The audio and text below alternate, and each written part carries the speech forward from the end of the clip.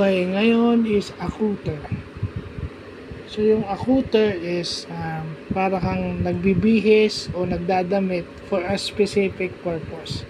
So kung pupunta ka sa isang event, meron siyang specific dress code. Kung pupunta ka sa isang gera, syempre naka-military outfit ka. Kung law enforcement ka nagtatrabaho, dapat naka-uniforme ka ng pampulis. So yun yung accouter.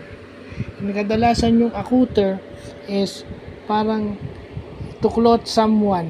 Okay? Isa pang meaning ng accouter is to clothe someone for something noticeable and impressive. So kumbaga, kung nagmo-model ka, yun yung accouter para lang mapansin kung paano dadalhin ng isang modelo yung damit na yun. So yun ang ibig sabihin ng accouter. But definitely yung accouter is yun yung dressed up for a specific purpose. So yun lang po.